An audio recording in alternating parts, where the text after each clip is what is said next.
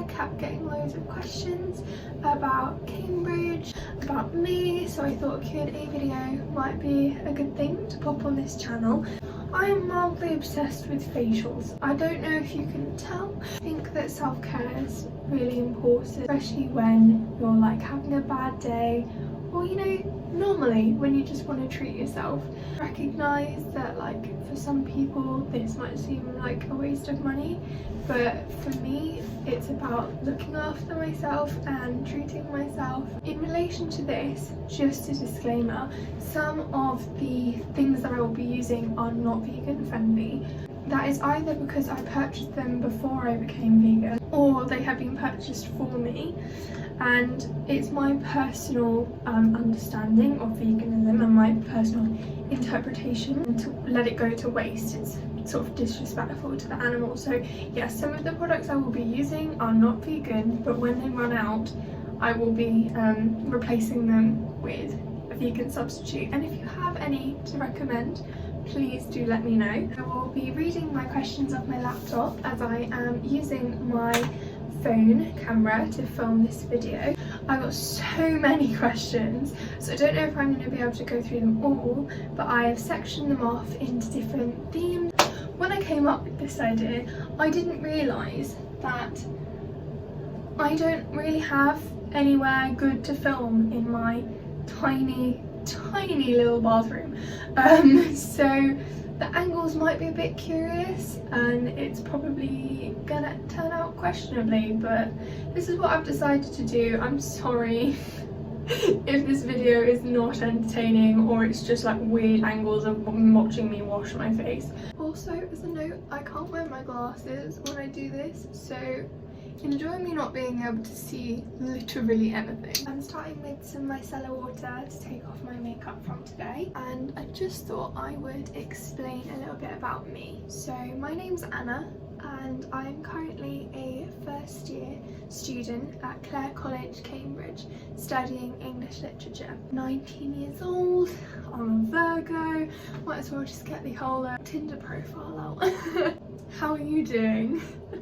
That's so sweet. I am doing okay. I'm doing as well as I can be in the current circumstances. Loving life, loving Cambridge. There are some difficulties, like I'm not going to deny that there is some things that I'm struggling with. What is your favourite colour? So I love the colour peach. I actually have peach bed sheets. If you watch my moving in vlog, you can see them in my room tour.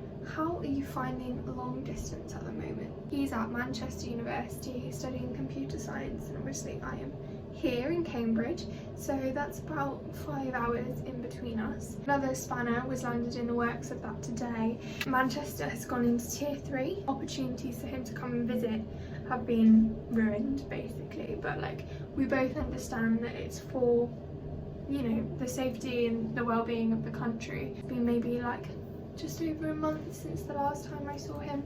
So with cleansers, I have two main options. So I have the milk vegan milk cleanser, or I have the butter cleanser from, what's this from? Drunk Elephant. What do I do to relax outside of university? So I love to paint. I love to do watercolours.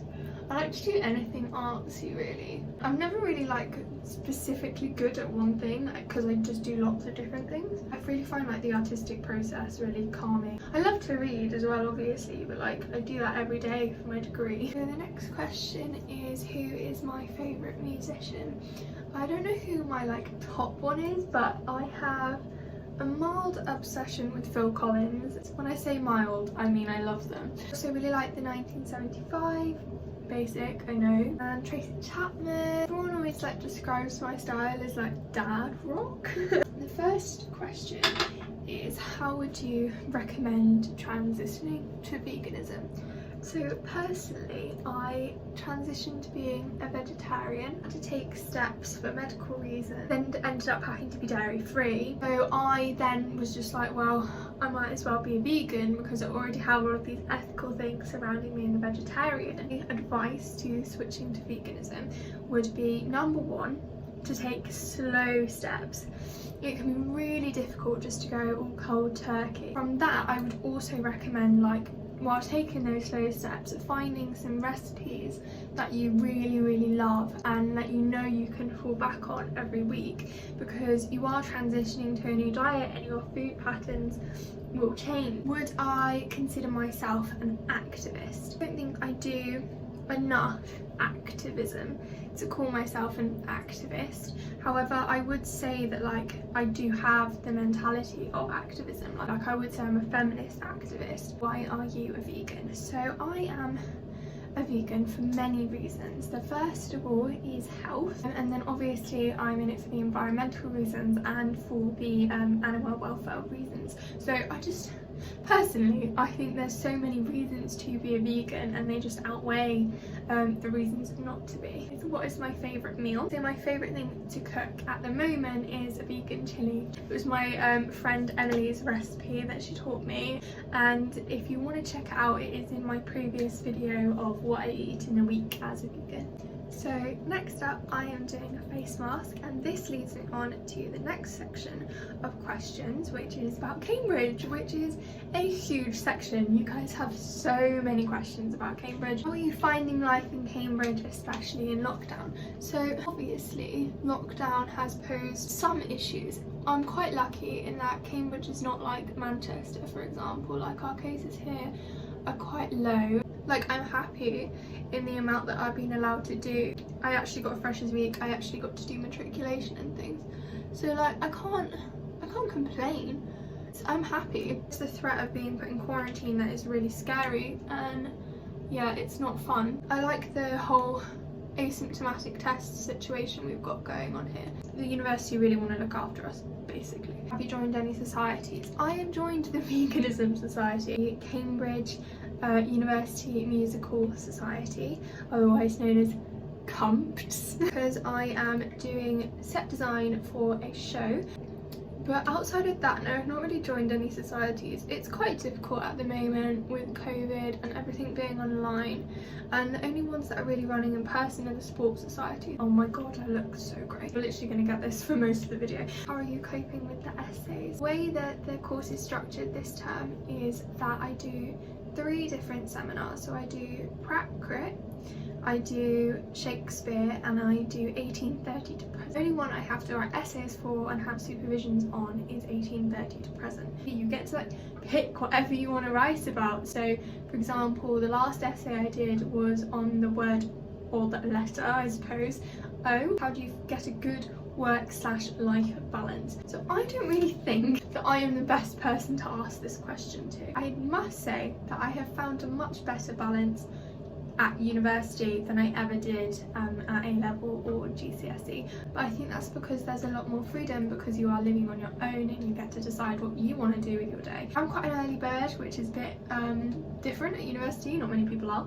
so I do feel like I get time in the morning to get my work done when everyone else is asleep. At university there's a lot more freedom to control your life and when you want to work and when you want to go out. God, this mask, I really do look so bad. How do you cope with imposter syndrome? Imposter syndrome is a massive issue at Oxbridge and at many universities actually. Tutors and everyone around you is very aware about this issue. There are people who will help you. I myself have struggled quite a lot with imposter syndrome since being here, given that I am from a state school. I'm the second person to ever get in. So yeah, I did feel really out of place. I am getting the right help and I would really recommend that if you're feeling like this. Like, you wouldn't be here if you didn't deserve to be here. How did you get to Oxbridge from a state school? This question I think needs a longer video. Please let me know if you'd like to see that video. There's another question about personal statements,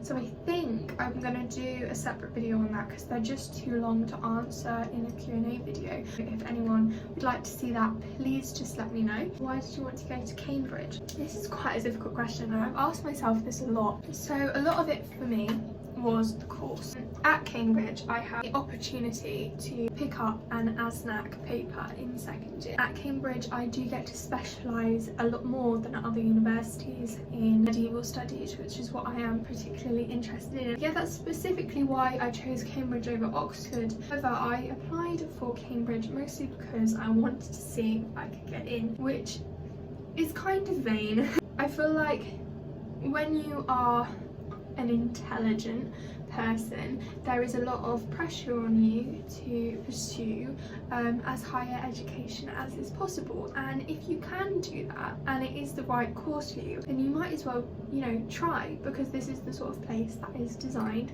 for people like you. I'm here, I never thought I would be, but I am, and it's incredible, and I'm so happy and I'm so glad that I did apply. I hope that all makes sense and doesn't make me sound big-headed or anything, because I promise, like, that's not it. Piggybacking off of the question about imposter syndrome, there is also a question about how to deal with mental health and physical health at university. Universities are there to support you. In general, I would say, like, find out what the support systems are at the different universities you're applying to when you're first applying, and then pick universities that have the right support systems for you. Once you're already at university, I would say to talk to tutors, find out who it is that you need to speak to in order to get support. Cambridge, more specifically, if you have a disability, then you can go to the Disability Resource Centre. This can get you exam arrangements, and it can allow, like, you to have arrangements in your accommodation and in your food. At Cambridge, there's also your pastoral tutor who you can speak to. There is your director of studies, also the nurses, who have been immeasurably helpful for me. The next set of questions is on English literature. The first question is, what are your top tips for English literature A-level? I need as much help as I can get. Trust me, I also needed as much help as I could get when studying that subject. As before, I am more than happy to do a video on this as well. There's also another question, which is how did you get all A stars at A-level? And again, I do think this needs like a longer video in order to answer. I can do some quick advice here. My first tip would be to read the books. It seems really obvious, but so many people don't do it. I would recommend doing, number one, a cold read. Just read it. Just read it as if you're just reading a normal book that you know picked up and wanted to read. You get the opportunity to see how you really feel about the book as a whole. And then I would recommend doing an annotation read. And then third thing that I would recommend doing is to create posters of all the key themes and key characters and what they represent, and sort of make them really visual. And my last bit of advice in this quick fire round of advice would be to practice writing essays in timed conditions. How did you know you wanted to study English literature at uni? English literature was basically the only thing at A-level that I really felt very passionate about. I did, funnily enough, in about year 8 or year 9, think I was going to study physics. I was adamant that was what I wanted to do. I was adamant I wanted to do it at Oxford, actually. I ended up hating physics GCSE, and I ended up really loving English GCSE, and I got 9s in both Englishes. So that naturally led on to me doing both Englishes at A-level. Just really cultivated this passion for the study of English, and I've just always been a reader. I've always been interested in reading and writing, so that just leads to a natural inclination for English. Also have no idea what I want to do in this job, absolutely no idea whatsoever. So an open subject like English allows me to develop skills which are applicable to many jobs. If anyone has a vegan substitute for this that they would recommend, please do let me know.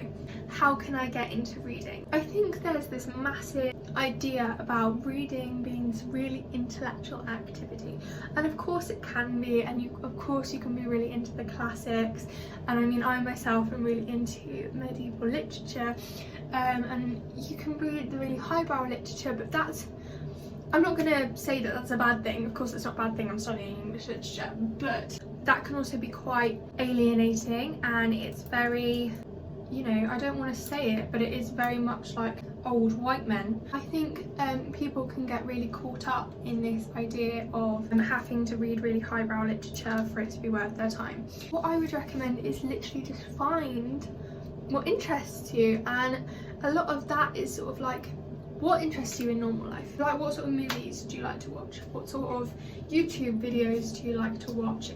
It can be non-fiction, it can be fiction. I know my sister's really into adult fantasy novels, my mum is the same. So it's really about finding something that you enjoy reading. Of course, I have books that I enjoy reading that aren't like intellectual books. So I would really say, like, try out things.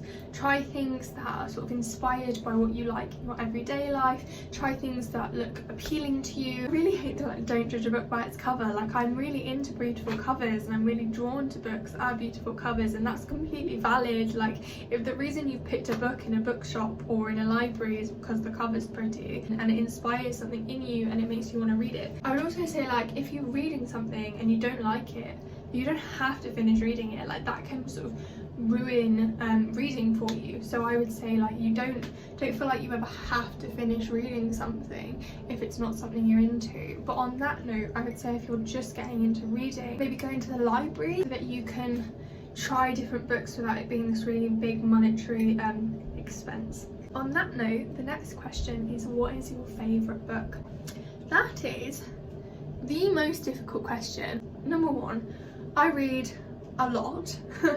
And number two, I read for two different purposes. So I read for pleasure and to, like, relax, and I also read for my education and as, like, intellectual stimulus. Interested in, like, non-fiction and fiction. The book that I find has had the most impact on me emotionally has been 1,000 Splendid Suns, and I literally want to throw that book at every single person ever. I think it is this absolute masterpiece, and I remember first reading it when I was about 14, 15 and just bawling my eyes out. It's the only one of two times I've cried at a book. The second time was at Dobby's death. Let's not go there. It genuinely was this really powerful and profound moment for me when I read that book. So if I had to pick something, I think I'd probably pick that. Girl, Woman, Other is also a book that I read recently, which is just incredible. So my brain just keeps coming up with more and more books I'd recommend. Why this question is so hard. What book are you reading at the moment? Most of the books I'm reading at the moment are for my course. In entire honesty, I haven't really had enough time to read